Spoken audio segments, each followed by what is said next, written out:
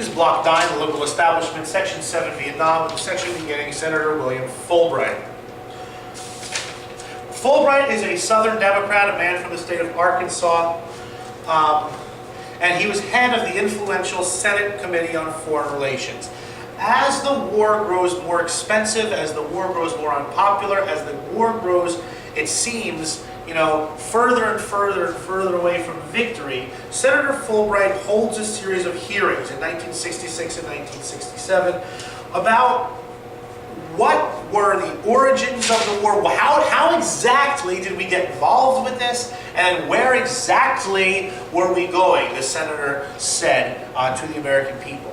Senator Fulbright gave a lot of airtime to anti-war demonstrators, anti-war personalities. They were there to give their views. The views were televised on, people watched this on the nightly news. Fulbright's hearings led many Americans to come to believe that they had been tricked about why the war started.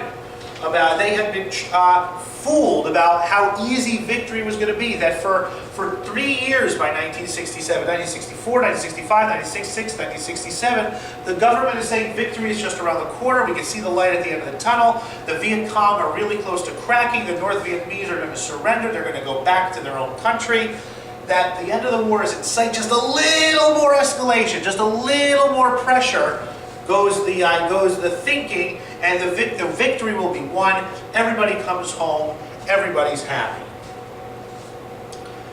The difference, though, between that and what people started to realize was actually going on gets a name. It's called the credibility gap. And there starts to be a distance between what the government and the military is saying on one hand and what people are actually experiencing on the other. They start to say, look, victory is not necessarily right around the corner. How did we even get involved here in the first place? And that's known as the credibility gap. People are starting, when the government says something, instead of saying, oh, that's true, and we can debate whether it's right or wrong, the government says, X. Instead of saying, well, is X good or is X bad? That's kind of traditional American debate. But in the 1960s, this credibility gap starts to bring into the idea that when the government says X, people start to say, is X even true? Let alone whether it's good or it's bad. Is that even, does X even reflect reality in any sort of way? To add to the growing distaste among the war, in 1967, President Johnson ordered the CIA to gather intelligence on anti-war activists. The CIA's charter says it cannot operate within the borders of the United States against American citizens. Johnson ordered it to anyway. He wanted to keep track of what the anti-war leadership was doing. And then not only did Johnson use the CIA, he used the FBI as well. The FBI took its counterintelligence service, known as COINTELPRO, and aimed it against leading anti-war activists, including people like Martin Luther King Jr.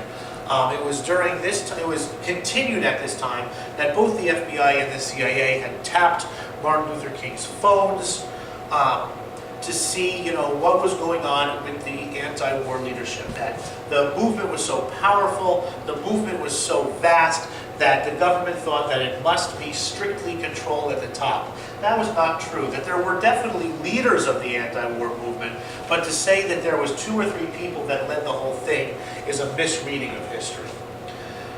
These tactics were supported by many pro-war Americans, but a lot of moderate Americans, a lot of Americans in the middle, many moderates started saying, what's going on that the FBI and the CIA are spying on American citizens? That struck them as a little off. And it made them look at their government a little askance. It made them look at their government with not exactly the same level of trust as they had beforehand. And all Americans started to think, what is happening to American society? What is happening to this society from not so many years ago that everyone seemed to be on the same page, everybody was happy, everybody was getting richer, everybody had a job, everybody was successful, we all sort of agreed with each each other, what it meant to be an American. By 1966, 1967, 1968, those fundamental questions are not so easily answered anymore. And a lot of modern Americans, not the pro-war people, not the anti-war people, but Americans just in the middle who want what's best for their country start to say, what is this war doing to us? And it's a terrible, terrible question.